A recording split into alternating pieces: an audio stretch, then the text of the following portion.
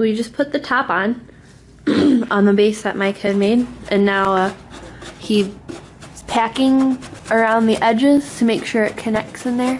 I don't know if you can see. We're using the old, what is that, like a stuffer? Yeah, it's the shocker for the, We're using the paddle for the old, It's still not helping us figure out what the heck it's called. The chipper shredder. Yeah, to help pack in the edges. You see in there, okay. Just to make sure it's all filled in and it'll connect nicely and keep the heat in, no smoke will get out. And we'll do the same thing once we take the edges off. Once the edges are off, we'll do the same thing on the outside, but I want to make sure that it has a nice seal on the inside. And he made it a little bit wetter so it'll go into the crevices easier. The concrete perlite mix.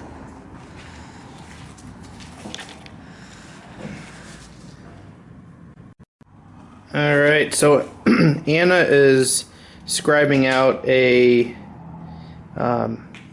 box because we're going to make a nice box up on top of that hole and then fill that with the perlite and then put the smokestack on there. Give a little bit more depth and a little bit more strength. So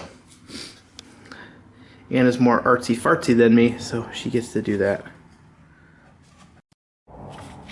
Alright, so I have the platform or the main base laid right now, kind of in a little bit of a rush because I want to get this done. But what I did was I'm adding a little bit more strength to the flue. I don't know how well this is going to work, but I just threw a few nails in. I'm going to put this over here, and then I'm going to then lay the perlite and cement mix. It's going to be a little bit wetter just because it needs to get in all the crevices, but hopefully that should hold. So it's looking pretty good. You can get an idea of what it looks like here.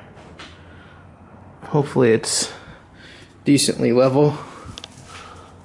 But yeah, there it is. Alright, I'm going to start laying this. Alright, we are pretty much finished with the main part. Got everything drying, and it's going to sit here and cure for quite a few weeks. Depending on the temperature, it will take just about a week for most of the cement to turn a nice light gray, but at least 4 or 5 days before I even start taking the forms off. So what I did this time though is I did cardboard. That way I can easily, once I know this is dried, it'll help wick the moisture away too. And once it's dried, if I'm having a hard time getting through something, I can just slightly burn through it real quick and not have a problem. So, alright, well that's pretty much it. So this is the end of part 1, and then so for part 2, you'll start to see me take this off and start to sand and smooth some things out a little bit, and then throw some stucco on there and make it nice and purty. Alright, well I hope you enjoyed this video. Give me a thumbs up button, and of course leave your comments below.